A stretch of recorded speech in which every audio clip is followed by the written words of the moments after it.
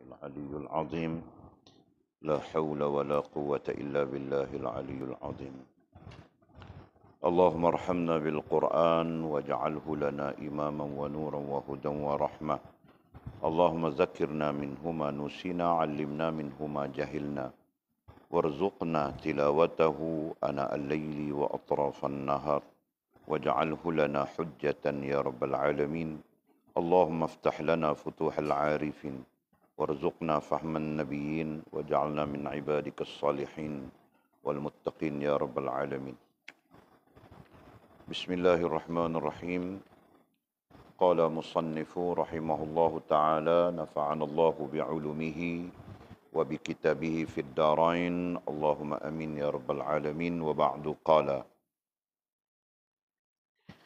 dikisahkan oleh Muhammad ibnu Al-Munzir radhiyallahu taala anhu ketika ia menangis wajah dan janggutnya dibasahi air mata. Dia berkata, telah sampai khabar kepadaku bahawa api neraka tidak akan membakar tempat-tempat yang pernah dibasahi air mata. Oleh kerana itu, hendaklah seorang mukmin takut akan azab Allah Subhanahu wa taala dan menjauhkan diri daripada hawa nafsu. Allah Subhanahu wa taala berfirman, A'udzu billahi minasyaitonir rajim. Fa amma man tagha wa athara al-hayata ad-dunya fa innal jahima hiyal ma'wa wa amma man khafa maqama rabbih wa nahan nafsa 'anil hawa fa innal jannata hiyal ma'wa. Maka yakni dapatlah masing-masing mengetahui kesudahannya. Adapun orang yang melampau, yakni perbuatan derhakanya, serta ia mengutamakan kehidupan dunia semata-mata, maka sesungguhnya neraka jahimlah tempat kediamannya. Adapun orang yang takutkan keadaan semasa, ia berdiri di mahkamah Tuhannya, yakni untuk dihitung amalnya, serta ia menahan dirinya dari menurut hawa nafsu, maka sesungguhnya syurgalah tempat kediamannya. Surah An-Nazi'at ayat 37 hingga 41.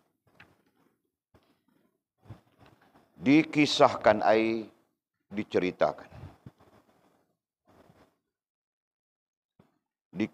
diceritakan oleh Muhammad ibnu Al-Munzir. Muhammad ibnu Al-Munzir radhiyallahu taala anhu. Siapa Muhammad ibnu Al-Munzir? Nah, ada setengah mengatakan dia tabi'in. Yang lain mengatakan dia tabi'in. Ketika ia menangis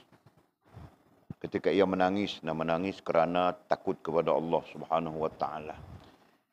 Yang lain mengatakan ketika dia beristighfar, dia akan menangis. Ibnu Al-Munzir ini ketika dia beristighfar, melafazkan istighfar, meminta ampun, dia akan menangis. Wajah dan janggutnya dibasahi air mata. Dia berkata, telah sampai khabar kepadaku. Telah sampai khabar artinya sampai menjadi pengetahuanku. Dan mungkin khabar itu daripada hadis baginda Nabi SAW yang diriwayatkan. Mungkin begitu. Telah sampai khabar kepadaku bahawa api neraka tidak akan membakar tempat-tempat yang pernah dibasahi air mata. Betul itu hadis. Ada hadis baginda Nabi SAW berkenaan dengan api neraka tidak akan membakar tempat-tempat yang dibasahi dengan air mata kerana takut kepada Allah Subhanahu wa taala. Ada hadis tentang itu. Barangkali Ibnu Al-Munzir menerima hadis itu, mendengar periwayatan hadis itu. Beliau terus menangis saja bila beristighfar, bila minta ampun kepada Allah Subhanahu wa taala. Oleh kerana itu, hendaklah seorang mukmin takut akan azab Allah Subhanahu wa taala. Oleh kerana itu, Ya, oleh kerana apa? Kerana riwayat daripada Ibnu Munzir bahawa beliau mendapat khabar, ya, dan khabar itu daripada periwayatan hadis baginda Nabi SAW bahawa, ya, tempat-tempat yang dibasahi air mata, dan sudah tentu bahagian muka kita kan.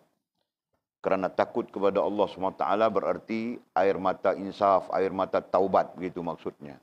Ya. Nah, jadi wajarlah seorang mukmin itu takut akan azab Allah Subhanahu wa taala. Ya. Nah, oleh kerana itu hendaklah seorang mukmin takut akan azab Allah Subhanahu wa taala. Nah, jadi poin kita di sana adalah takut kepada azab Allah Subhanahu wa taala. Ya. Dan kita sedang belajar bagaimana untuk membina khauf, membina takut dalam diri kita. Nah, kita didatangkan dengan apa? Didatangkan dengan Al-Quran, didatangkan dengan hadis, didatangkan dengan nasihat daripada para amilin, ya, tentang takut kepada Allah Subhanahu wa taala yang sedang kita belajar. Okey. Jadi karena itu katanya, oleh kerana itu hendaklah seorang mukmin takut akan azab Allah Subhanahu wa taala. Nah, bahkan menjadi sifat bagi mukmin, ya, takut kepada azab Allah Subhanahu wa taala. Nah, kerana itulah kita menyebutnya 9 sifat rohaniah bagi mukmin. Ya.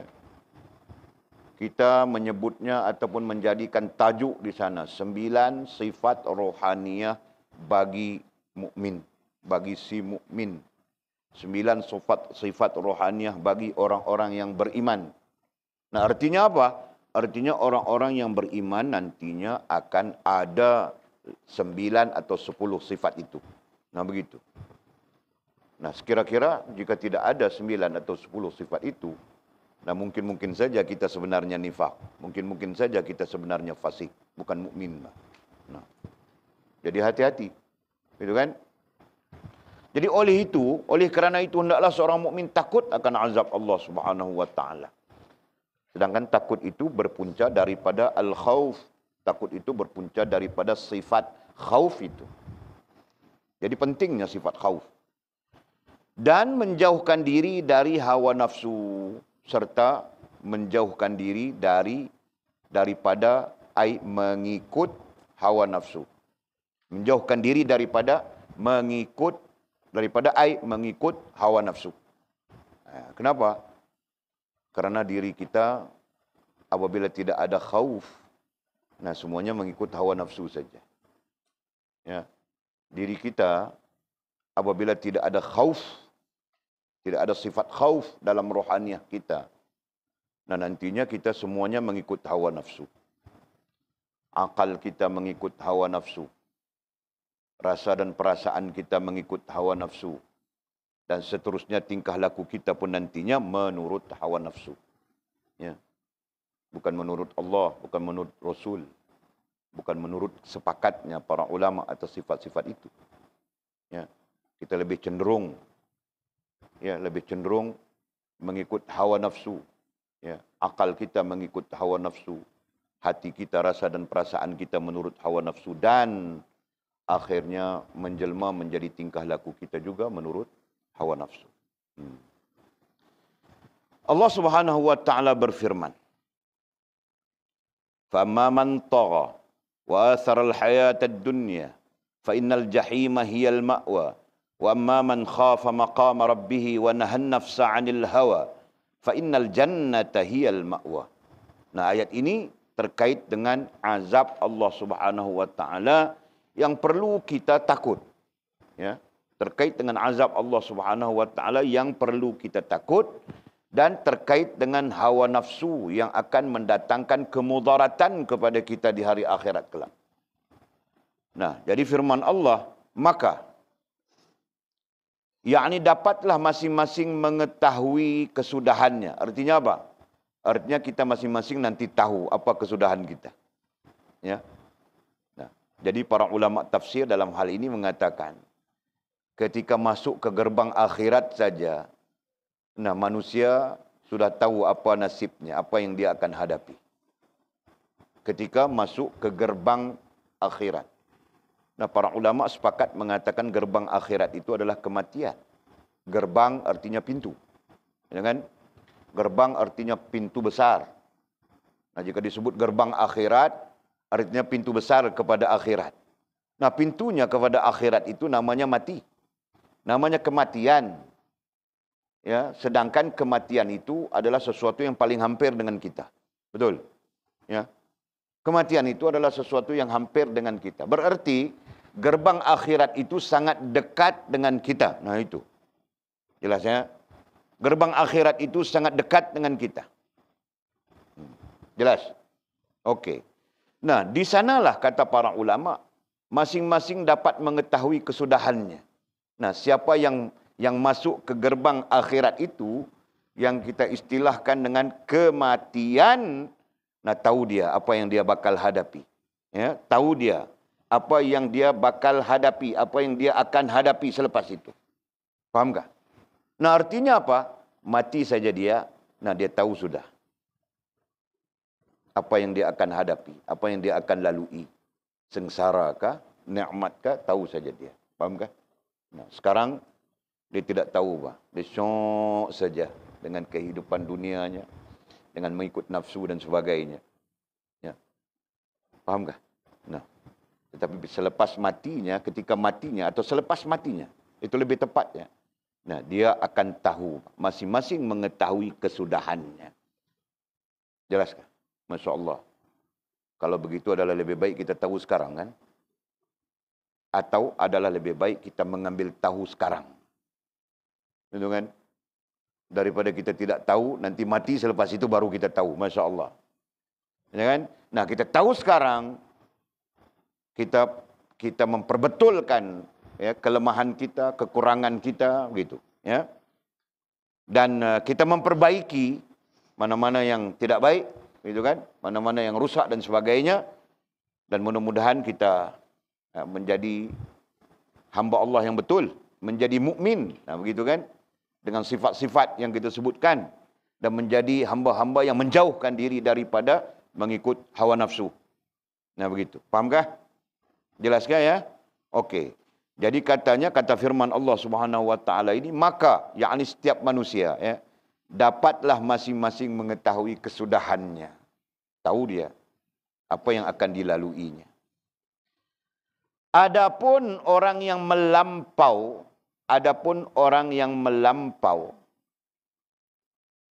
melampau yakni perbuatan durhaka, melampau yakni durhaka, melampau yakni maksiat.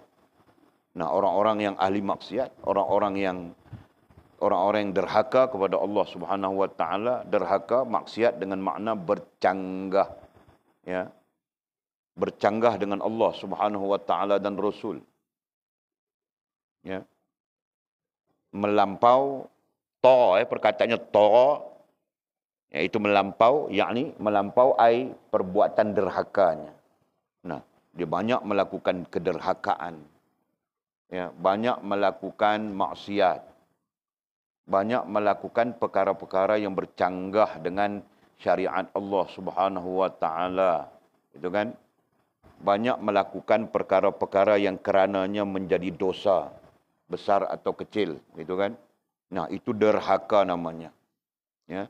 Sebarang tingkah laku. Nah, ini terkait dengan perbuatannya. Sebab derhaka itu ada tiga keadaan, ada dua keadaan, rohaniah dan jasmaniah. Ada tiga hal, akal, hati dan tingkah laku. Ya.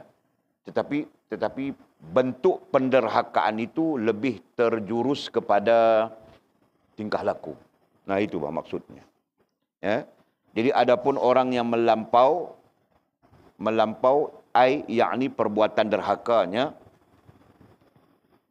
serta ia mengutamakan kehidupan dunia semata-mata. Selain daripada derhaka, selain daripada bermaksiat, selain daripada bercanggah dengan Allah Subhanahu wa taala dan Rasul, ya. Serta ia mengutamakan kehidupan dunia semata-mata. Dalam masa yang sama, dia mengaulakan kehidupan dunia semata-mata. Apa maksud mengutamakan kehidupan dunia? Maksudnya seluruh aktiviti dalam hidupnya tidak menghubungkannya dengan Allah Subhanahu wa taala. Ya. Jadi seluruh aktiviti dalam kehidupannya, tidak menghubungkan dia dengan Allah Subhanahu wa taala.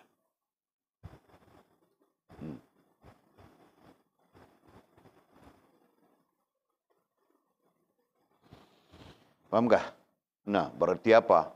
Makannya tidak menghubungkan dia dengan Allah, tidurnya tidak menghubungkan dia dengan Allah, ya, bergaulnya tidak menghubungkan dia dengan Allah, bekerjanya tidak menghubungkan dia dengan Allah, rezeki yang dia dapat tidak menghubungkan dia dengan Allah, begitulah.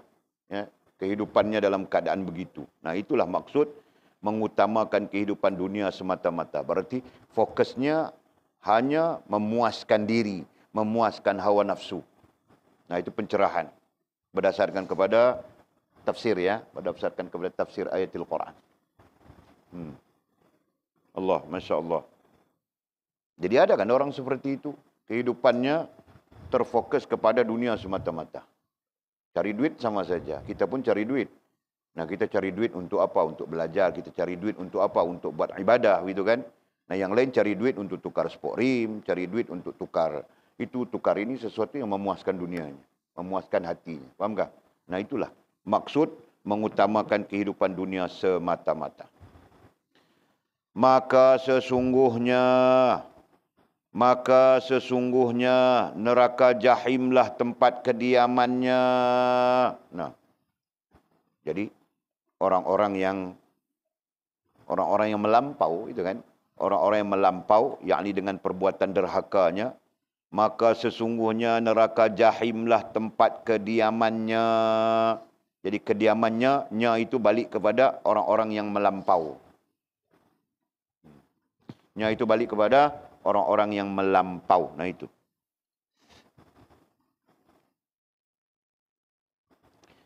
Maka sesungguhnya neraka jahimlah. Jahim adalah nama bagi neraka. Ya. Dalam rentetan neraka, nah ada satu neraka yang namanya jahim. Ya. Al-Quran menyebutkannya begitu. Fa innal jahima hiyal ma'wa. Nah, di sana pun sebut pada ayat itu kan. Ayat 39. Jahim. Maka sesungguhnya neraka jahimlah tempat kediamannya. Maka sesungguhnya neraka jahimlah tempat kediamannya, ai orang-orang yang melampau. Nah, adapun orang-orang yang melampau ditafsirkan sudah. Yang fokus kehidupannya hanya dunia. Fokus kehidupannya untuk memuaskan diri dan hawa nafsunya. Sedangkan fokus kehidupannya tidak menjurus kepada hubungan dengan Allah Subhanahu wa taala.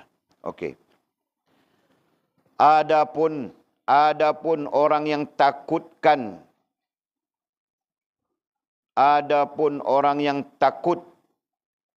bukan takutkan, ya. Wa amma man khafa maqama rabbih. Nah, adapun orang-orang yang takut kepada Tuhannya. Nah, begitu, Pak. Perlu betulkan terjemahan ini. Adapun orang yang takut kepada Tuhannya. Wa amma man khafa maqama rabbih wa nahan nafsa 'anil hawa. Adapun orang-orang yang takut kepada Tuhannya. Oh, bukan. Takut kepada Tuhannya.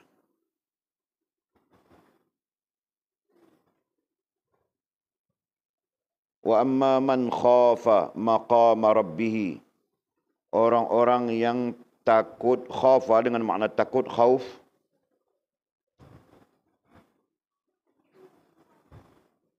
Oh, jadi ditafsir sudah. Jadi kurungkan, ya.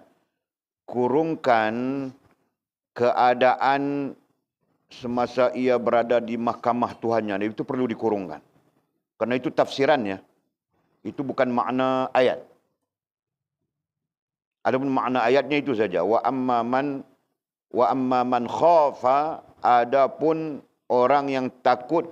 Nah, berarti takut kepada Allah Subhanahu wa taala, nah, yakni kurungan keadaan semasa ia berdiri di mahkamah Tuhan.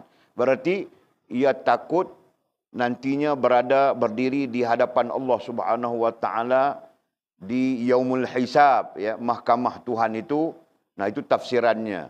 Ya, induknya pokoknya adalah yaumul hisab, dasarnya adalah yaumul hisab. Nah, berarti adapun orang-orang yang takutkan keadaan yaumul hisab itu, ya. Nah, kemudian dikurungkan lagi di sana, yakni untuk dihitung amalnya. Nah, itu yaumul hisab, kan? Serta ia menahan dirinya dari menurut hawa nafsu. Nah, orang ini nantinya akan menahan dirinya dari menurut hawa nafsu. Kenapa ia menahan dirinya dari menurut hawa nafsu? Karena dia takut nanti pada hari kita berada di depan Allah Subhanahu wa taala untuk dihisab. Faham kah? Nah, jadi secara tidak langsung pelajaran yang kita kutip daripada ayat Allah SWT ini, sekiranya kita takut berdepan dengan Allah pada hari hisab, maka letakkanlah takwa dalam dirimu. Nah, begitu kan? Letakkanlah takut di dalam dirimu. Nah, itu maksudnya. Okey. Adapun orang yang takut, yakni, ya, kurungan tadi, ya, keadaan semasa ia berdiri di mahkamah Tuhannya untuk dihitung amalnya. Nah, itu satu sekali saja itu kurungannya itu. Keadaan semasa ia berdiri di mahkamah Tuhannya untuk dihitung amalnya. Nah, itu satu kurungan. Faham tak? Nah, satu kurungan saja. Nanti kita keliru di antara makna literal, makna lafzi dengan makna maudhu'i. Nah, untuk ahli Al-Quran, ini sangat penting, ya, membezakan makna lafzi dengan makna maudhu'i. Nah, sudah tentu ahli Al-Quran itu kita, kan? Ahli Al-Quran itu adalah ahli ilmu. Ahli ilmu apa jika tidak tahu Quran? Nah, begitu, kan? Nah, okey. Adapun orang yang takutkan, yakni keadaan semasa ia berdiri di mahkamah Tuhannya untuk dihitung amalnya. Nah, jika kita takutkan keadaan kita nanti di depan Allah pada hari dihitung amal kita atau pada hari kita dihisab. Nah, kita perlu ada, ya, perlu ada di dalam diri kita sifat khauf. Nah, itu maksudnya. Melainkan kita tidak takut saja untuk berdepan hari perhitungan itu. Nah, apakah kita tidak takut? Ya, apakah kita tidak takut kepada Allah Subhanahu wa taala dan tidak takut untuk berdepan dengan hari perhitungan itu? Nah, jika kita tidak takut, nah, itu mungkin andaian kita, kan? Nah, mungkin sifat khauf itu tidak diperlukan. Tetapi sesungguhnya, begitu, kan?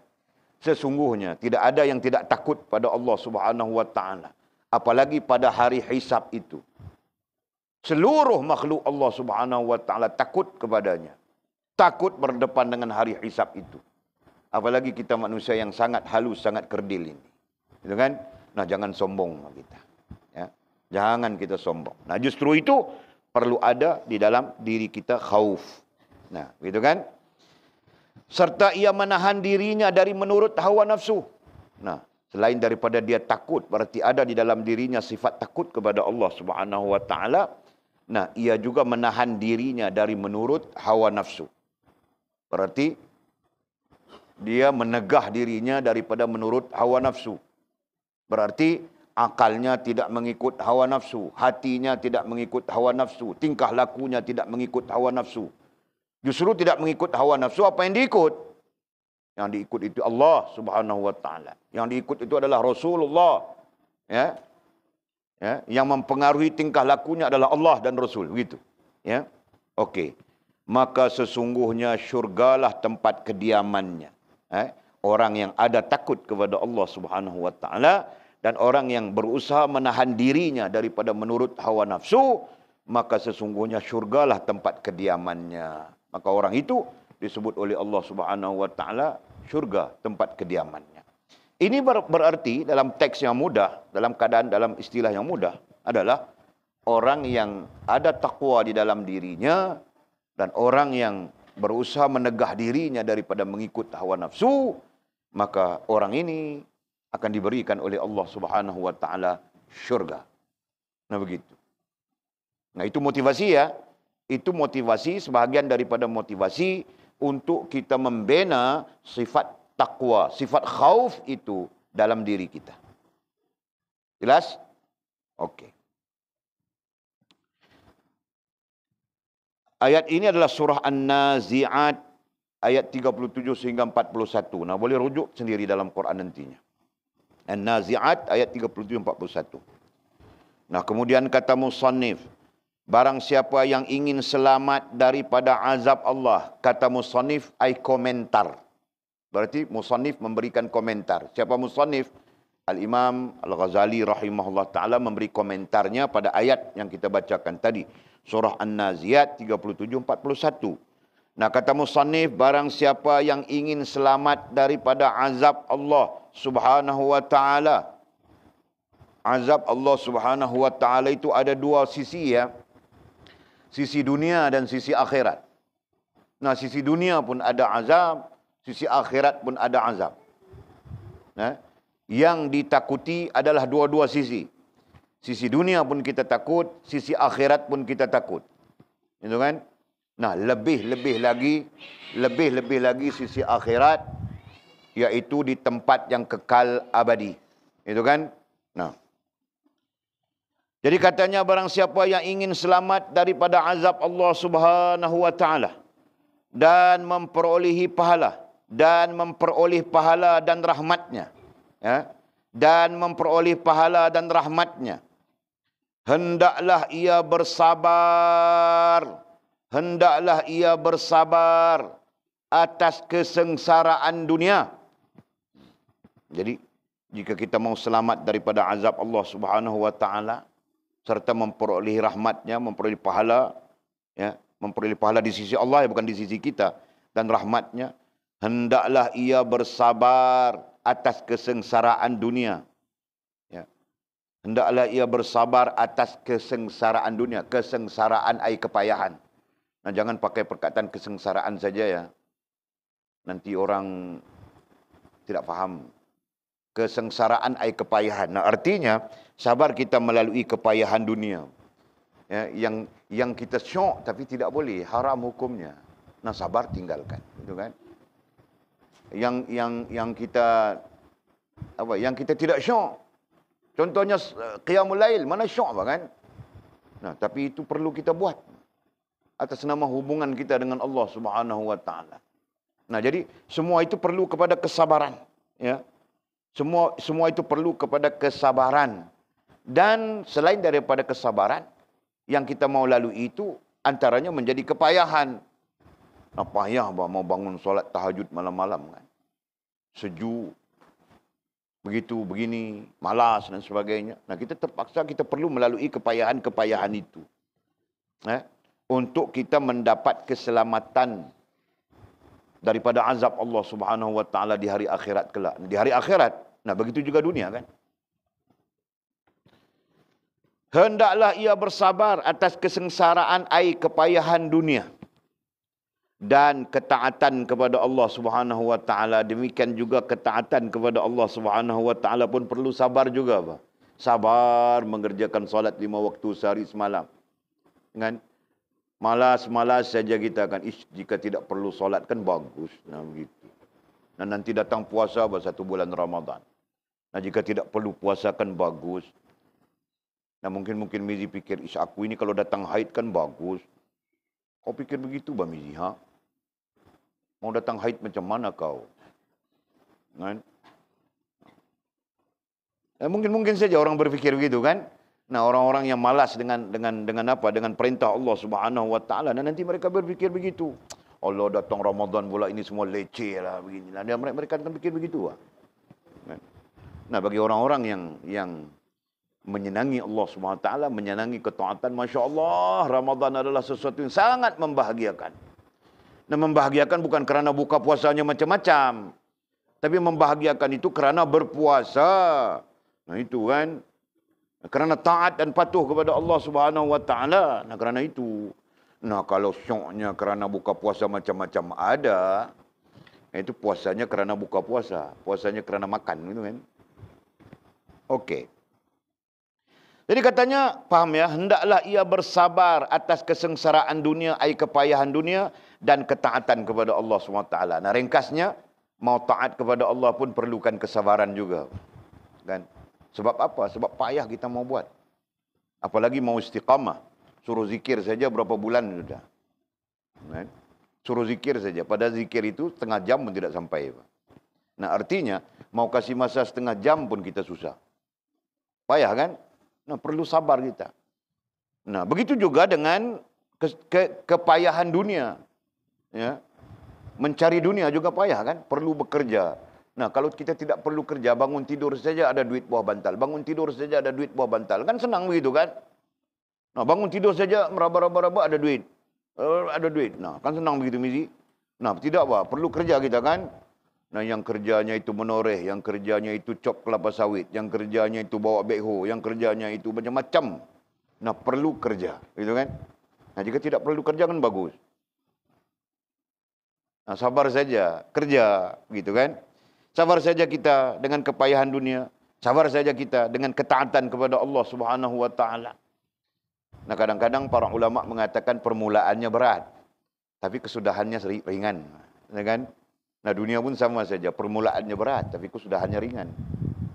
Nah, taat pun begitu juga, permulaannya berat, cukup susah, tapi kesudahannya ialah ringan, mudah. Bahkan ada ulama lagi menambah, bahkan lazat, manis, syok. Nah itu, kan? Serta katanya, serta menjauhi kemaksiatan. Dan kita jauhkan diri kita dari maksiat, dari hal-hal yang menyebabkan Allah Subhanahu wa taala murka kepada kita. Hal-hal yang menyebabkan Allah Subhanahu wa taala memutuskan rahmatnya kepada kita. Nah, itu jalannya untuk kita selamat daripada azab Allah Subhanahu wa taala di hari akhirat kelak. Ya. Jalan untuk kita selamat daripada azab Allah Subhanahu wa taala di hari akhirat kelak. Jadi seolah-olahnya ada 3 hal di situ. Ya, 3 hal. Pertama, bersabar daripada kesengsaraan dunia. Ya. Yang kedua, bersabar terhadap ketaatan kepada Allah Subhanahu wa taala, dan yang ketiga, bersabar menjauhi diri kita daripada kemaksiatan. Nah, ada 3 hal di situ. Ya, yang nantinya akan memberi keselamatan kepada kita daripada sengsara di hari akhirat kelak. Kemudian kata musannif di dalam Zahrul Riyad, nama kitab juga, Pak. Di dalam kitab Az-Zahrul Riyad terdapat hadis yang diriwayatkan dari Nabi Muhammad sallallahu alaihi wasallam. Nah, ada hadis di sana didatangkan di dalam kitab tersebut daripada baginda Nabi kita Muhammad sallallahu alaihi wasallam. Az-Zahrul Riyad adalah kitab tabi'in. Adalah karya tabi'in.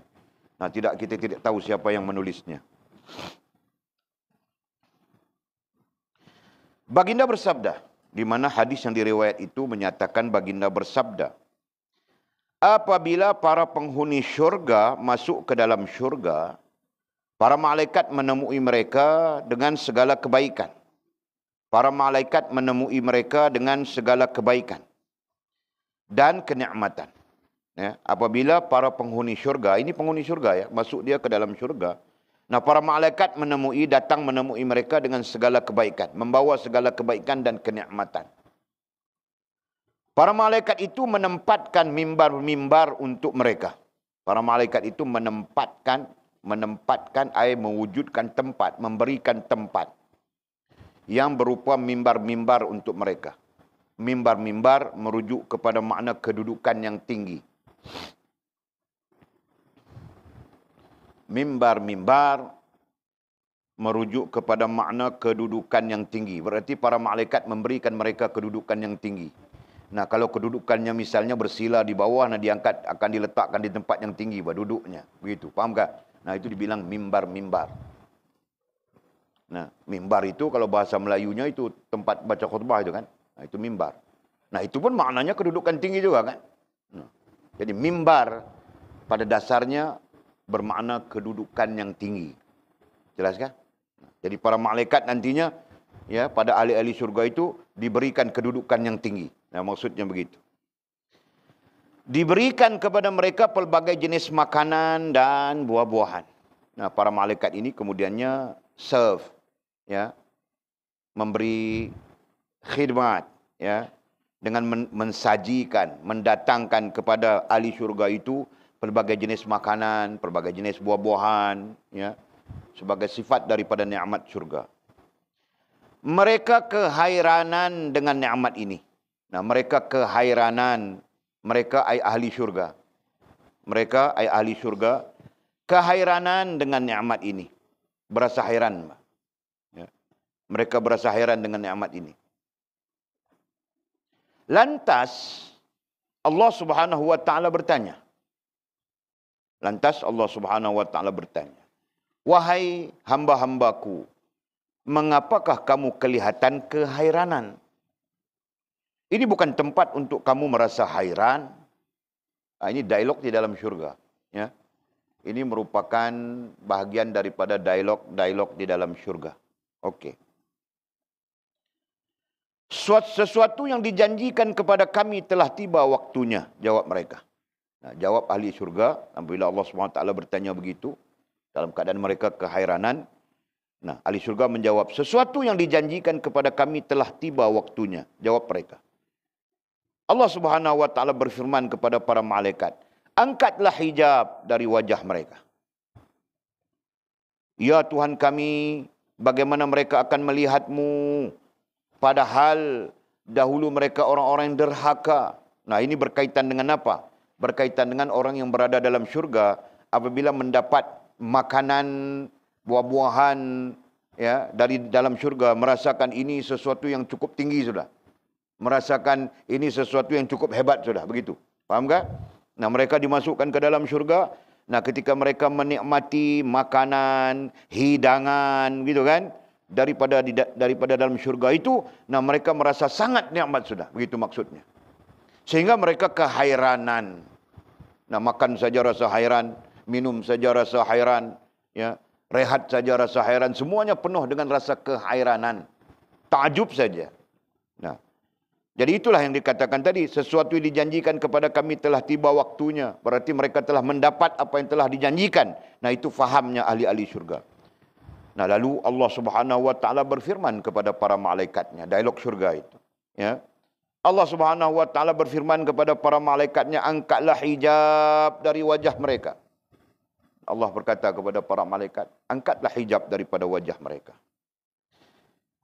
Nah, kemudian, ya Tuhan kami, para malaikat berkata sebenarnya itu. Tanya para malaikat, ya Tuhan kami, bagaimana mereka akan melihat-Mu? Berarti Allah Subhanahu wa taala mau ahli syurga itu melihat wajahnya. Ya. Ya Tuhan kami, bagaimana mereka akan melihat-Mu? Padahal dahulu mereka orang-orang yang derhaka.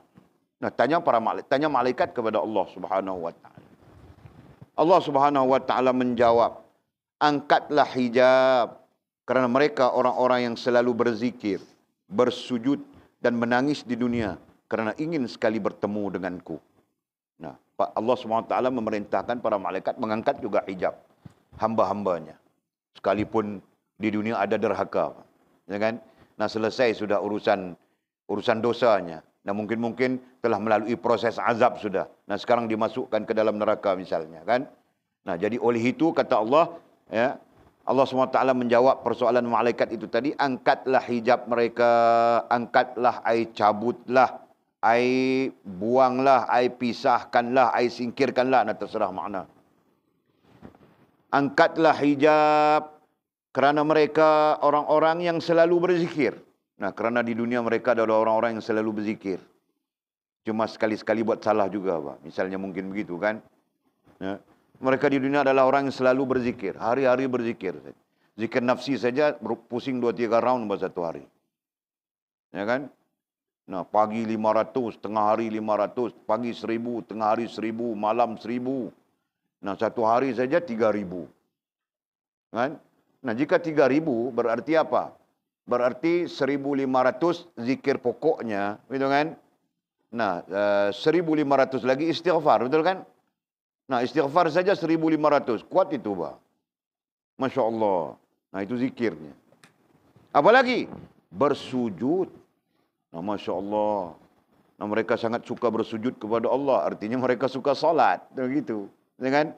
Lepas solat wajib dilakukan solat sunat. Kan? Bukan saja mengiringi apa? Bukan saja mengiringi solat fardu itu. Ya, bahkan tahajudnya, nafilah-nafilah yang lain pun didirikan, misalnya begitu kan. Nah, Mizi saja jam 3 dia bangun sudah.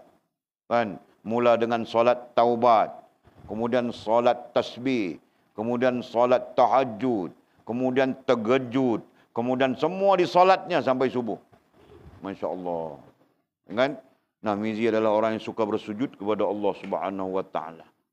Kan? Jadi di antara sujud dengan zikir itu dan menangis, dia menangis lagi minta ampun kepada Allah Subhanahu wa taala. Ya Allah, ampunkanlah dosaku ya Allah. Dosa begitu, dosa begini, dosa begitu, dosa begini. Nah, dia pandai saja karangan dosa-dosanya kan. Ya Allah, ya Allah, ya Allah, ampunkan. Menangis dia. Jadi begitulah keadaannya. Sampai-sampai di akhirat nanti Allah akan katakan begitu pula. Angkat hijab. Karena mereka orang-orang yang selalu berzikir, selalu bersujud dan menangis di dunia karena ingin sekali bertemu denganku. Ya, kita mau bertemu Allah kan. Ini yang Walid ajarkan. Ini yang Walid doktrinkan kepada kamu orang. Sepanjang kita belajar Futhul Ghaib, betul kan? Nah, sekarang kita sambung dengan Fathur Rabbani. Ya. Apa walajar di mana? Dalilnya, gitu kan? Apa dalilnya? Surah Al-Kahfi ayat 110. Gitu kan? Surah apa lagi? Surah Asy-Syu'ara, surah An-Nisa. Ya. Betul kan? Walladzina jahadu fina nafina. Al-Ankabut ada berapa?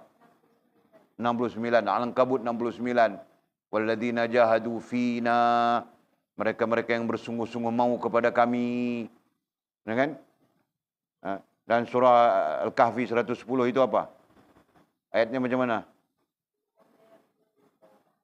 Faman kana yarju liqa'a rabbih. Faman kana yarju liqa'a rabbih. Nah, itu pun bertemu dengan Tuhan. Doktrinnya kan? Nah, kita diajar, bahkan musannif kita, mursyid kitab kita mengajar, ya, kitab Futhul Ghaib, dan Walid pun mengajar kita semua supaya meletakkan apa? Meletakkan azam. Nah, boleh sebut azam di sana kan? Meletakkan azam, meletakkan niat untuk bertemu dengan Allah Subhanahu wa taala. Nah, itu lah. Ya kan? Jadi kita mau bertemu dengan Allah Subhanahu wa taala. Cuma istilahnya saja sempurna hubungan, kita bilang begitu kan?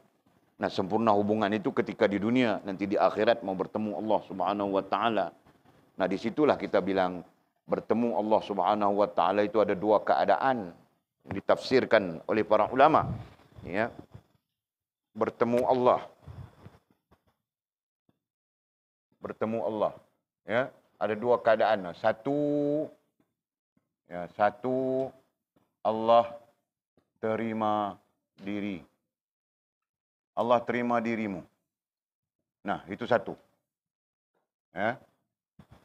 Ini satu keadaan. Ini di dunia. Dan di akhiratnya, yang kedua kita bilang sempurna hubungan dengan Allah. Nah, ini istilah bagi menggambarkan perkataan bertemu. Ya. Dan tafsiran kepada bertemu itu sendiri. Ya, tafsiran kepada liqa'a rabbi. Tafsiran kepada fina pada ayat yang kita baca surah Al-Ankabut ayat 69. Dan pada ayat yang kita bacakan surah Al-Kahfi ayat 110, nah itulah tafsirannya. Ya. Allah terima diri kita di dunia, ya, dan sempurna hubungan dengan Allah Subhanahu wa taala, dan nanti di akhirat kita akan bertemu dengan Allah Subhanahu wa taala. Bahkan dalam riwayat hadis yang kita baca ini, hadis ya yang kita baca ini ya, Allah Subhanahu wa taala menyebut kepada para malaikatnya, angkatlah hijab. Karena mereka orang-orang yang selalu berzikir. Mereka adalah orang-orang yang selalu bersujud. Mereka adalah orang-orang yang selalu menangis di dunia karena ingin sekali bertemu denganku. Nah, sebab itu bertemu dengan Allah Subhanahu wa taala mesti menjadi bagian daripada tujuan kita di hari akhirat kelak. Faham tak? Nah.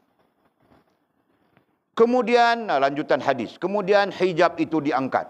Nah, malaikat mengangkat hijab itu daripada pandangan ahli syurga itu. Mereka memandang Allah Subhanahu wa taala. Lalu mereka memandang Allah Subhanahu wa taala. Lalu menjatuhkan diri untuk bersujud kepada Allah Azza wa Jalla. Nah, tatkala memandang saja mereka, akan Allah Subhanahu wa taala, nah mereka menjatuhkan diri untuk bersujud kepada Allah. Nah itu keadaan ahli syurga nantinya. Mudah-mudahan kita di situ kan. Mudah-mudahan kita, Pak. Nah, mereka menjatuhkan diri mereka untuk bersujud kepada Allah. Nah sebab itu sebagian ulama pada menafsirkan hadis ini. Nah kalau ada kesempatan kita baca kitab Mishkatul Masabih, nama kitabnya. Al-Mishkat Al-Masabih. Di dalam kitab itu hadis ini didatangkan. Ya, hadis yang kita baca, sedang baca ini, matannya didatangkan, riwayatnya didatangkan, dirayahnya juga didatangkan. Bah. Kata musannif yang menafsirkan hadis ini, nah sebab itulah kita perlu menjatuhkan, kita perlu menjatuhkan diri kita di dunia bersujud kepada Allah Subhanahu wa taala supaya nantinya ya kita dapat melihat wajah Allah Subhanahu wa taala di hari akhirat kelak. Nah itu komentar muhaddis, orang yang menafsirkan hadis ya dalam kitab Mishkatul Masabih. Okey, kemudian hijab itu diangkat, mereka terus memandang Allah Subhanahu wa taala ya. Lantas apabila memandang saja lalu menjatuhkan diri untuk bersujud kepada Allah Azza wa Jalla. Setengah ulama mengatakan bahawa sujudnya itu selama 40. Tidak dinyatakan 40 hari kah, 40 bulan kah, 40 tahun kah. Ya, dikatakan 40 berdasarkan kepada hadis baginda Nabi yang lain. Wallahu a'lam. Maha suci Allah Subhanahu wa taala. Allah berfirman kepada mereka, lalu Allah Subhanahu wa taala berfirman kepada mereka yang sujud kepadanya. Mereka yang sujud kepadanya. Angkatlah kepala kamu. Ini bukan tempat untuk beramal, melainkan tempat kemuliaan. Nah, Allah SWT mengatakan bahawa ini, yakni syurga, yakni akhirat, ya, akhirat, yakni syurga, bukan tempat untuk beramal, melainkan tempat kemuliaan. Maksudnya melainkan tempat untuk meraih, ya, melainkan tempat meraih kemuliaan. Nah, itu juga ada hadis yang sahih, ada dalil Al-Quran juga yang menyebut tentang tempat beramal itu dunia. Di dunia ini tempat beramal, ya, di akhirat nanti adalah meraih kemuliaan. Kemudian hadis itu diteruskan ya. Allah Subhanahu wa taala menampakkan dirinya. Nah, ada khilaf di kalangan ulama ahli usuluddin. Di akhirat nanti Allah menampakkan dirinya, apakah menampakkan sifatnya dan af'alnya atau menampakkan zatnya? Ya. Kalau di dunia ini Allah menampakkan sifatnya, betul.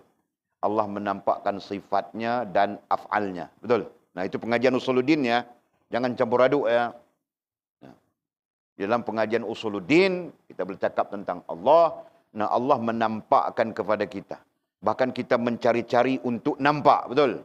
Ya. Kita belajar artinya kita mencari untuk nampak. Nampak apa?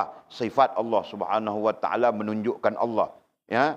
Af'al Allah Subhanahu wa taala menunjukkan Allah Subhanahu wa taala, betul? Nah, itu kaedahnya. Tetapi kita tidak nampak zatnya, betul?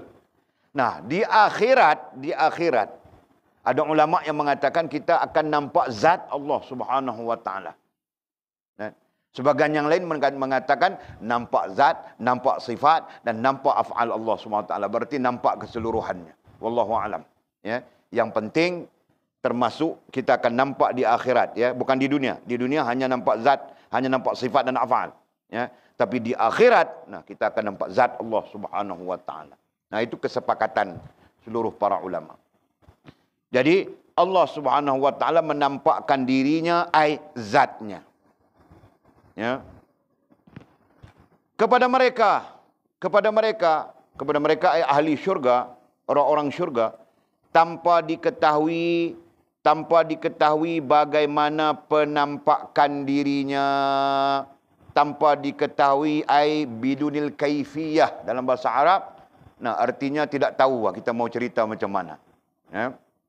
Tanpa diketahui bagaimana penampakan dirinya. Nah, bidunil kaifiyah dalam bahasa Arab, maksud Melayunya adalah tidak tahu mau cerita macam mana. Ya, tidak ada penceritaan. Kenapa? Kerana baginda Nabi kita SAW juga tidak menceritakan. Jelaskah? Okey. Dengan rasa bahagia katanya. Dengan rasa bahagia dia berkata kepada mereka. Dengan rasa bahagia dia berkata kepada mereka. Dia ai Allah Subhanahu wa taala. Ya. Dengan rasa bahagia dia ai Allah Subhanahu wa taala berkata kepada mereka. Salam sejahtera bagi kamu, wahai hamba-hambaku, aku telah reda kepada kamu. Lantas apakah kamu reda kepadaku? Nah, itu dialog di antara Allah Subhanahu wa taala dengan hambanya di hari akhirat kelak di syurga. Ini kan? Nah, jangan kita gambarkan ketika di dunia ini ya. Nah, itu cerita di akhirat kelak. Di akhirat dan di syurga. Ya. Satu akhirat, nah lagi satu syurga. Ini berarti kalau kau berada di dalam syurga, kau mendapat syurga, nah nanti itulah dialogmu dengan Allah Subhanahu wa taala Tuhanmu. Nah, begitu. Nah, jika kau tidak mendapat syurga, mana kita tahu, Pak. Betul kan? Mohonlah kepada Allah Subhanahu wa taala keampunan. Begitu. Kemudian katanya ahli-ahli syurga, ya Tuhan kami. Nah, nanti ahli-ahli syurga kemudian setelah menjawab salam daripada Allah Subhanahu wa taala, nah berkata, ya Tuhan kami, bagaimana kami tidak redha kerana Engkau telah memberikan kepada kami sesuatu yang tidak dilihat oleh mata sebelum ini, tidak didengar telinga dan tidak terlintas di dalam kalbu manusia. Jawab mereka serentak. Nah, manusia, ahli syurga kemudian menjawab begitu. Bagaimana kami tidak redha kepadamu, wahai Allah. Ya. Sedangkan Engkau, wahai Allah, telah menganugerahkan, telah memberikan kepada kami sesuatu yang tidak pernah dilihat oleh mata kami. Nah, ketika di dunia. Kan? Tidak didengar oleh telinga, sesuatu yang tidak pernah didengar oleh telinga kami. Dan sesuatu yang tidak pernah terlintas di dalam rasa dan perasaan kami. Dalam kalbu ai rasa dan perasaan kami. Jawab mereka serentak. Jawab manusia serentak saja. Jadi kata musannif, inilah firman Allah Subhanahu wa taala yang tersebut di dalam Al-Quran. Radhiyallahu anhum wa radu an. Yang Allah Subhanahu wa taala sebutkan di dalam Qurannya.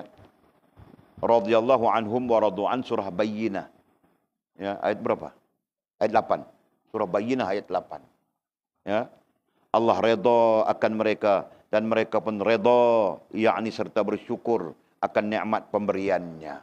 Nah, itu merupakan bentuk-bentuk syukur, bentuk-bentuk redha ahli-ahli syurga. Nah, begitu.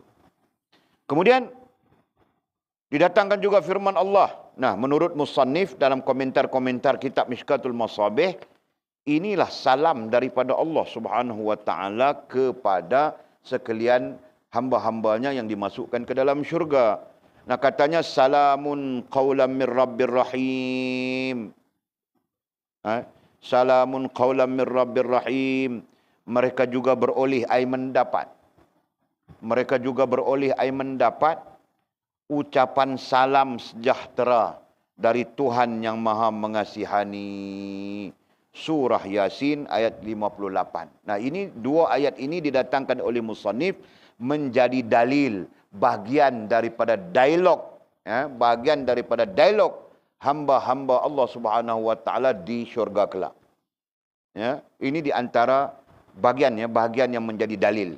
Berarti ada lagi dalil-dalil tentang dialog di syurga, di dalam syurga yang Allah Subhanahu wa taala sebutkan di dalam Quran. Nah, didatangkan kepada kita secara pendek, secara ringkas dua ayat saja, surah Bayyinah dan surah Yasin. Surah Bayyinah ayat 8 dan surah Yasin ayat 58. Dan inilah yang merupakan dialog di antara hamba-hamba Allah Subhanahu wa taala di dalam syurga di akhirat nanti. Okey? Nah, lanjut lagi kita. Selesai sudah kita bercakap tentang khauf. Ya. Walaupun tidak didatangkan oleh Imam Ghazali rahimahullah ta'ala secara struktur dan spesifikasi untuk kita bawa dan bina sifat khauf ini di dalam diri kita, tetapi berdasarkan kepada fakta-fakta Al-Quran, fakta-fakta hadis Nabi SAW, jadi dikirakan sangat jelas, ya, sangat jelas kepada kita untuk kita membina sifat ini di dalam diri kita. Ya. Untuk kita membina, mewujudkan, meletakkan sifat ini di dalam diri kita. Jelaskah? Ya. Jadi belajarlah, benalah, bentuklah diri kita. Supaya nanti kita tidak sia-sia di hari akhirat kelak. Ya. Supaya nanti kita tidak kerugian di hari akhirat kelak. Ya. Nah, apalagi berdasarkan kepada Imam Ghazali rahimahullah ta'ala, sifat khauf ini menjadi induk kepada sifat-sifat yang lain. Nah, berdasarkan kepada dia. Dan alasannya kita faham sudah. Ya. Jika sifat ini wujud di dalam diri kita, nanti wujudlah sifat-sifat yang lain. Sifat-sifat mukmin yang lain. Nah, jika sifat ini tiada di dalam diri kita, nah sifat-sifat yang lain tidak akan wujud di dalam diri kita. Nah, nantinya kita munafik saja dengan Allah Subhanahu wa ta'ala. Secara rohaniahnya kita munafik saja. Nah, ataupun kita fasik saja dengan Allah Subhanahu wa ta'ala.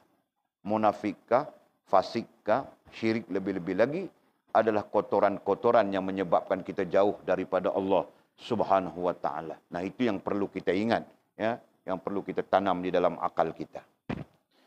Nah, kemudian kita masuk kepada tajuk taubat. Nah, datang sifat yang baru, sifat lain setelah adanya dalam diri kita khauf. Ya. Maksudnya begitu kan? Nah, adanya sifat khauf di dalam diri kita nanti memunculkan sifat mukmin yang lain. Ya. Nah, sifat mukmin pertama menurut Imam Ghazali rahimahullah ta'ala yang akan muncul namanya taubat. Artinya dengan sifat khauf itu, dengan sifat takut itu, nah datanglah yang keduanya. Datang yang kedua, namanya taubat. Kata musannif Muhammad ibnu al-Munkadir. Nah, ini tabi'in juga. Muhammad ibnu al-Munkadir. Ini tabi'in ya. Mengatakan bahawa ia mendengar ayahnya menerangkan seperti berikut. Nah, Muhammad ibnu al-Munkadir, tabi'in ini meriwayatkan cerita daripada ayahnya. Nah, ini cerita orang soleh, bahkan. Nah, kita ambillah sebagai teladan, ambillah sebagai pelajaran. Jadi katanya ayahnya menerangkan seperti berikut. Ketika Sufyan As-Sawri sedang bertawaf. Nah, Sufyan As-Sawri itu tabi'in betul-betul. Ya? Sufyan As-Sawri, nah itu tabi'in. Zaman Hasan Al-Basri dia. Nah, Hasan Al-Basri itu tabi'in. Pintu daripada sahabat kepada tabi'in. Sufyan As-Sawri. Muhammad bin Al-Munkadir meriwayatkan daripada ayahnya. Berarti ayah Muhammad Al-Munkadir. Siapa? Al-Munkadir itu. Ya, meriwayatkan kepada Muhammad. Ya, tentang satu kisah. Nah, kisahnya apa? Kisah Sufyan As-Sawri sedang bertawaf. Tiba-tiba ia melihat seorang lelaki yang tidak mengangkat dan menampakkan kakinya, melainkan ia bersalawat kepada Nabi Muhammad sallallahu alaihi wasallam. Nah, ketika dia bertawaf, sedang bertawaf itu di mana? Di Baitullahil Haram. Ya, tidak ada tempat lain untuk bertawaf melainkan Baitullahil Haram. Nah, tawaf tempat lain tidak sah, Pak. Kau tawaflah di manapun. Nah, ini aku tawaf, Pak, 7 pusingan. Nah, itu tidak sah. Tawaf tempatnya hanya Baitullahil Haram. Okey? Jadi katanya Sufyan As-Sawri, kisah Sufyan As-Sawri, dia sedang bertawaf, tiba-tiba ia melihat seorang lelaki yang tidak mengangkat dan menampakkan kakinya, berarti duduk terus. Ya. Tidak mengangkat dan menampakkan kakinya, berarti dia duduk terus. Melainkan ia bersalawat kepada Nabi Muhammad sallallahu alaihi wasallam. Dia duduk terus. Tidak bertawaf apa maksudnya, ya. Dia cuma bersalawat kepada baginda Nabi Muhammad sallallahu alaihi wasallam. Lalu As-Sawri bertanya. Nah, As-Sawri kemudian bila melihat keadaan itu bertanya, "Fulan." Nah, fulan, tuan mungkin Anda meninggalkan tasbih, tahlil dan selalu bersalawat kepada Nabi Muhammad sallallahu alaihi wasallam. Wahai tuan, wahai fulan, kamu kelihatannya meninggalkan tasbih. Kelihatannya meninggalkan tahlil. Kelihatannya cuma bersalawat kepada baginda Nabi sallallahu alaihi wasallam. Apakah gerangan yang telah terjadi pada diri kamu? Apa yang terjadi kepadamu? Ya, yang menyebabkan tinggal tasbih, tinggal tahlil, berselawat semata-mata kepada baginda Nabi. Nah, orang itu kemudian bertanya, siapa anda? Siapa kamu? Wahai hamba Allah, tanya orang itu. Kau yang bertanya ini siapa? Wahai hamba Allah, kau bertanya ini siapa? Nah, jawabnya, saya Sufyan As-Sawri. Nama saya Sufyan As-Sawri. Lalu orang itu berkata, kalau anda bukan seorang yang zuhud dan terpandang, saya tidak akan memberitahukan kepada anda tentang saya dan tidak akan membuka rahsia saya. Nah, orang itu kemudian berkata kepada Sufyan, kalaulah anda bukan orang yang zuhud. Nah, berarti dia tahu bahwa Sufyan itu zuhud orangnya. Ya, Sufyan As-Sawri itu zuhud orangnya. Dan terpandang. Terpandang artinya diketahui, gitu kan? Terpandang artinya diketahui. Atau apa? Masyhur, gitu kan? Masyhur. Nah, berarti fulan ini mengetahui bahwa Sufyan As-Sawri itu masyhur. Nah, di sini syekh kami ketika mengajar memberitahu inilah kerohanian. Ya. Syekh kami, guru kami ketika mengajar mengatakan inilah alam kerohanian. Fahamkah? Nah, alam kerohanian ini boleh jadi kau tidak dikenali di sini, tapi di lain orang kenal kau. Faham tak? Nah, itu. Kau tidak dikenali di sini dah. Di daerah ini kita orang tidak mengenali kau. Siapa? Papa Kedana, apa pun tidak ada. Tapi di tempat lain, orang di lain, di keadaan lain mereka mengenali kau. Siapa? Bangkil, Masya Allah itu waliullah. Di tempat lain, tahukah? Nah, ini gambaran alam kerohanian. Ya. Nah, jadi orang ini dia di Makkah, tidak tahu dari mana datangnya. Ya. Sedangkan Sufyan As-Sawri dalam riwayat mengatakan dia adalah Mesir, orang Mesir, keturunan Mesir, tahukah? Nah, dalam periwayatan ya, mungkin berbeza-beza periwayatan. Nah, kemudian ketika Sufyan As-Sawri menegurnya, karena Sufyan As-Sawri mendengar dia cuma berselawat kepada Nabi. Dia tidak bertasbih, dia tidak bertahlil. Tasbih, subhanallah. Kan? Tahlil, la ilaha illallah. Dia tidak sebutkan itu. Dia cuma berselawat kepada baginda Nabi. Nah, ini menghairankan Sufyan As-Sawri, tabi'in ini. Lalu Sufyan As-Sawri bertanya, nah wahai hamba Allah, tanya, kenapa engkau kenapa engkau bertasbih? Kenapa engkau bersalawat saja kepada Nabi, tidak bertasbih, tidak bertahlil? Nah, orang itu kemudian bertanya kepada Sufyan, anda siapa? Kamu siapa? Wahai hamba Allah. Jawab, saya Sufyan As-Sawri. Nah, jawabnya orang itu, lalu orang itu berkata, kalaulah anda bukan seorang yang zuhud. Nah, maksudnya Sufyan As-Sawri itu zuhud orangnya. Nah, orang ini kenal. Secara rohaniah kenal dia, Sufyan As-Sawri. Dan terpandang, yang kita sebutkan tadi masyhur. Nah, secara rohaniah masyhur bahwa Sufyan As-Sawri. Tabi'in ini. Saya tidak akan memberitahu kepada anda tentang saya. Nah, kalau kamu bukan zuhud, kalau kamu bukan orang yang masyhur dalam kerohanian, nah saya tidak akan memberitahu kamu tentang saya dan tidak akan membuka rahasia saya dan saya tidak akan menceritakan rahasianya. Jadi berarti dia mengetahui secara rohaniahnya bahwa Sufyan As-Sawri adalah orang kerohanian. Gitu. Seterusnya ia berkata. Seterusnya orang itu berkata, saya dan ayah saya pergi haji ke Baitullah. Nah, ini penceritaan. Ketika saya tiba di Manazil, orang itu ya, bukan Sufyan As-Sawri, orang itu menceritakan. Dia cerita kepada Sufyan As-Sawri, saya dan ayah saya pergi haji ke Baitullah ketika datang untuk mengerjakan haji. Nah, maksudnya begitu. Ketika datang untuk mengerjakan haji ke Baitullahil Haram. Ketika saya tiba di Manazil. Manazil, Qanun Manazil. Ya.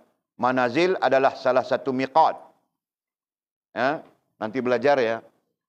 Miqat, kita ada berapa miqat? Miqat untuk masuk ke Tanah Haram. Ada 7 miqat kan? Betul kah? Nah, Walid mana tahu, Walid bukan orang syariah. Ya. Ada 7 miqat. Dan 7 miqat, 1 miqat 7 miqat, 6 miqat di darat. 6 miqat di darat. Bukan. 4 miqat di darat, 1 miqat di laut, dan 1 miqat di udara. Ya. Miqat di udara dipanggil qanun manazil. Betul? Betulkah? Maknanya? Abu Ya kita betul ya Abu Ya? Miqat udara dipanggil qanun manazil. Sebab itu kalau orang naik kapal terbang, nah kalau kapal terbang itu turun di Jeddah dan akan terus ke Makkah, nah sampai qanun manazil saja dia akan kasih tahu Pak. Nah sesiapa yang berniat berumrah, kan, nah boleh berniat segera kerana kita akan sampai di qanun manazil lebih kurang 10 minit dari sekarang, misalnya dikatakan kan. Nah ketika itu kita standby saja. Kalau pakai spenda kena buang spenda sudah. Kan, pakai kopiah kena buang kopiah sudah. Tahu tak? Tinggal 2 helai kain saja bagi lelaki, tahu tak? 2 helai kain saja bagi lelaki.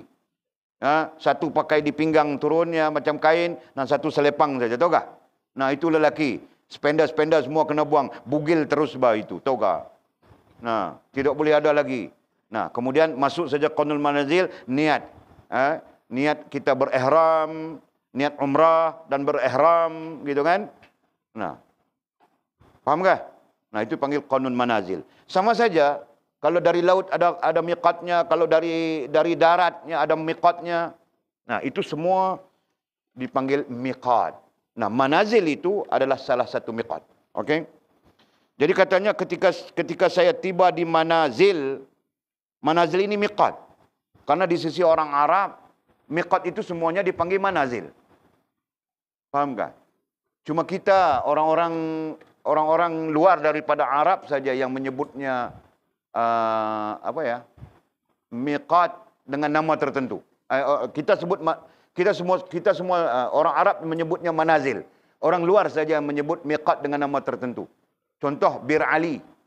Dari Madinah mau datang ke Makkah, miqatnya Bir Ali. Nah, dipanggil miqat Bir Ali.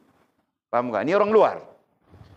Tapi bagi orang Arab, nah semuanya manazil saja. Dengan faham tak? Nah, Bir Ali manazil, Hudaibiyah manazil, apa lama lagi satu yang dekat dengan Makkah, paling dekat dengan Makkah itu apa namanya? Ya, paling dekat dengan Makkah, Ja'ranah. Ya, Ja'ranah. Nah, dipanggil manazil. Nah, itu di sisi orang Arab. Nah, kita panggil miqat Ja'ranah, miqat Hudaibiyah, gitu kan? Miqat Bir Ali. Nah, orang-orang luar. Ya, siapa yang pernah umrah? Kamu orang? Tidak pernah kah? Mangkil kau pernah mangkil? Baguslah mangkil. Alhamdulillah. Okey. Jadi ketika saya tiba di manazil, artinya miqat. Nah, dhabit saja manazil itu ai miqat.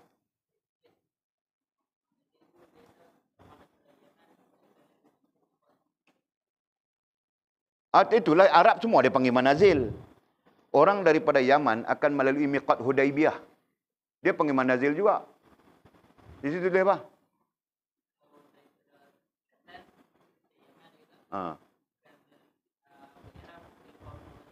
Dia selatan lah. Dia ni nak lukis ni.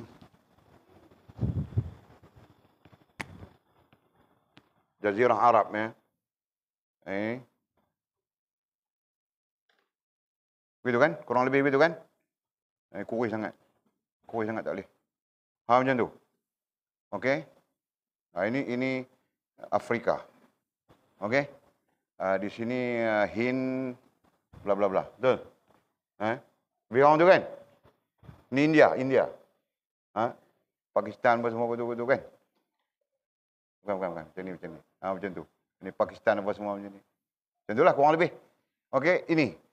Jadi kalau daripada Yaman, daripada sini ni Qatar, Bahrain apa semua ni, di sini Makkatul Mukarramah kita katakan begitu, kan?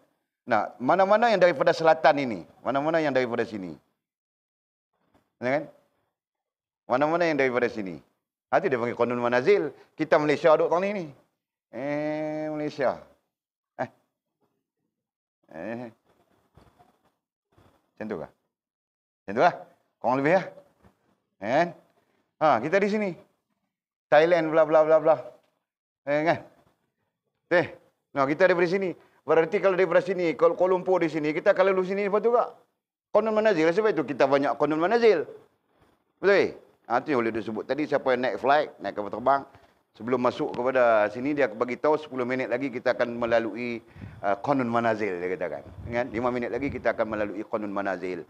Di situ kita tempat miqat. Miqat adalah tempat untuk berniat, meletakkan niat kita. Okey. Manakala daripada lain, yang daripada sini, yang daripada sini, yang daripada sini, ya, yang mana sini Qanun Manazil. Okey. Di sini ada miqatnya. Di sini ada miqat. Paling miqat di sini kalau tak silap nama tak ingat. Tapi kalau daripada sini menjurus ke sini ya, miqatnya masuk ke sini, masuk tanah haram ni, miqatnya nama Ja'ranah di sini kalau tak silap. Oh bukan, Hudaibiyah. Hudaibiyah. Okey, yang daripada sini dekat saja dengan Makkahul Mukarramah ni, dekat saja dengan Makkahul Mukarramah di sini namanya Ja'ranah. Ini untuk orang yang datang daripada sini. Daripada sini namanya Ja'ranah. Ya kan? Daripada Madinah di sini ada Bir Ali. Di sini namanya Bir Ali. Itu. Betul kan? Walaupun tak ingat juga pasal bukan biasa masuk semua miqat tu. Jadi nak abang kata manazil itu adalah salah satu miqat. Tapi pada sisi orang Arab kan, depa istilahkan semua manazil.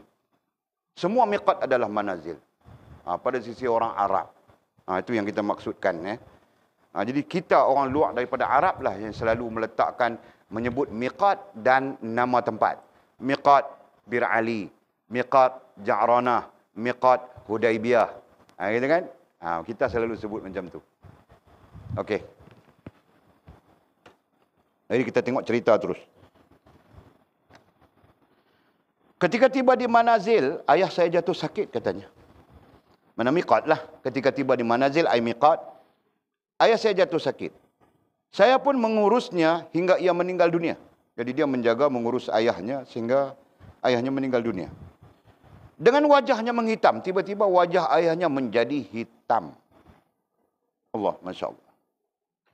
Lalu saya mengucapkan inna lillahi wa inna ilaihi raji'un. Ya, biasa saja, ucapan biasa saja bagi orang yang meninggal selalu dengar. Jadi maksudnya sesungguhnya kami milik Allah Subhanahu wa taala dan kepadanya kami kembali. Saya tutup wajahnya kerana matanya selalu menatap saya. Jadi dia pun menutup wajah ayahnya dengan kain, ya. Sebab dia merasakan wajah ayahnya menatap dia, melihat dia. Dia merasakan seperti ayahnya sedang melihat dia, faham tak? Jadi dia pun tutup wajah ayahnya. Kemudian saya tidur dalam kesedihan. Nah, kerana ayahnya meninggal, jadi dia pun barangkali keletihan dan tertidur, ya, dengan kesedihan, ya, sedih kan, ayahnya meninggal, belum sempat mengerjakan haji, itu kan, di miqat saja meninggal sudah. Nah, jadi Jadi dia pun tertidur, ya. Saya pun kemudian saya tidur dalam kesedihan. Dalam tidur itu, saya bermimpi melihat seorang lelaki dengan wajah paling tampan yang pernah saya lihat. Ya. Jadi dia bermimpi, siapa? Sufyan Ats-Tsauri kan? Bukan Sufyan Ats-Tsauri ni. Si lelaki tadi. Ya. Jadi dia bermimpi melihat seorang lelaki dengan wajah paling tampan yang pernah saya lihat. Berpakaian sangat bersih dan menyebarkan bau yang sangat harum. Nah, bauannya pun sangat harum. Ia melangkah hingga mendekati bapa saya. Lelaki itu dalam mimpinya nampak melangkah mendekati bapaknya yang sudah meninggal. Lalu menyingkapkan kain yang menutupi wajahnya. Diangkatnya kain yang menutupi wajah bapaknya. Ia mengusap wajah ayah saya yang hitam. Ya. Orang itu mengusap wajah ayahnya yang hitam. Hingga berubah menjadi putih. Kemudian ia kembali. Nah, kemudian dia pun pergi. Akan tetapi saya menarik bajunya. Ya, sebelum dia pergi, saya menarik bajunya. Saya di situ adalah lelaki yang bercakap dengan Sufyan Ats-Tsauri. Saya menarik bajunya dan bertanya, "Wahai hamba Allah, siapakah anda yang telah diutus oleh Allah kepada ayah saya di tanah yang asing ini?"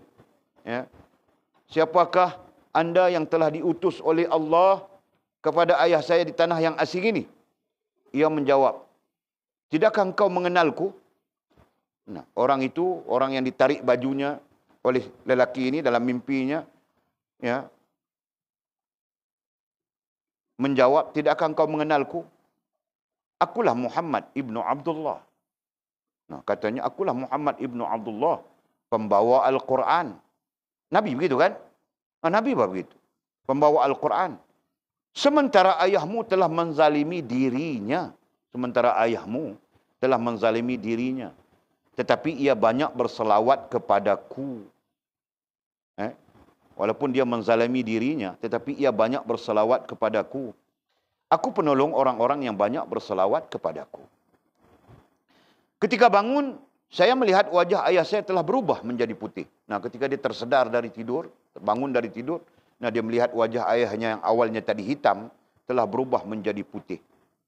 Nah, ini penceritaan siapa? Penceritaan Sufyan As-Sawri. Sufyan As-Sawri itu siapa? Sufyan As-Sawri adalah seorang tabi'in yang namanya sangat masyhur dalam kalangan orang-orang sufi, ya, ataupun orang-orang kerohanian, ataupun para ahlilah, seangkatan dengan Hasan Al-Basri rahimahullahu ta'ala. Nah, itu. Kemudian Amru bin Dinar, Amru ibnu Dinar meriwayatkan hadis dari Abu Ja'far yang diterima dari Nabi Muhammad sallallahu alaihi wasallam bahwa baginda bersabda, yang lupa berselawat kepadaku, ia telah tersesat di jalan menuju ke syurga. Nah, yang terlupa, sabda baginda Nabi, ya, riwayat daripada Amru bin Dinar, ya. Riwayat daripada Amru bin Dinar daripada Abu Ja'far. Nah, Abu Ja'far itu sahabat akrabin, termasuk sahabat akrabin, ya, sahabat yang dekat dengan Nabi SAW. Nah, jadi dalam periwayatannya mengatakan, yang lupa bersalawat kepadaku, berarti yang lupa bersalawat kepada Nabi, ia telah tersesat di jalan menuju syurga. Mana dia akan tersesat dalam perjalanannya menuju ke syurga. Nah, hadis ini para ulama kebanyakannya mengaitkan dengan sisi wasilahnya baginda Nabi dengan kita. Ya. Sisi yang selalu boleh sebut pada kita, ya, sisi wasilahnya baginda Nabi dengan kita. Sisi baginda Nabi menjadi penghubung di antara kita dengan Allah Subhanahu wa taala. Ya, bukan sisi hakikatnya. Nah, sisi wasilah. Nah, kalau sisi hakikat tetap Allah Subhanahu wa taala.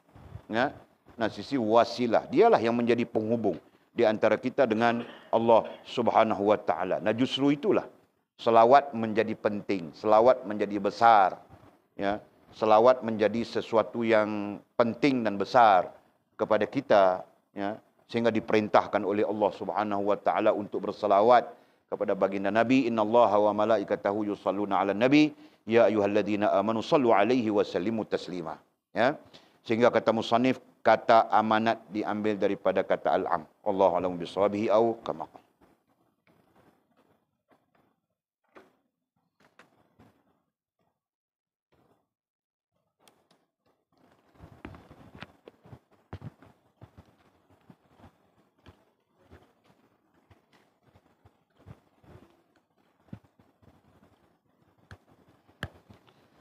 Ada soalankah? Tidak. Bismillahirrahmanirrahim. Alhamdulillahirabbil alamin wassalatu wassalamu ala asyrafil mursalin sayyidina wa maulana Muhammad wa ala alihi washabihi ajma'in.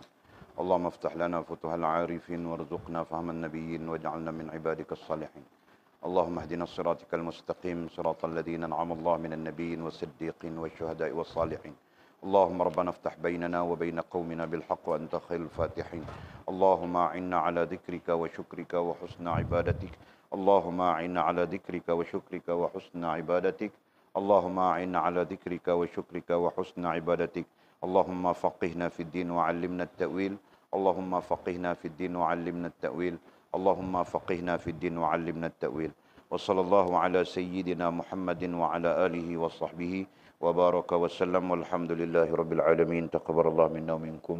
أقم الصلاة.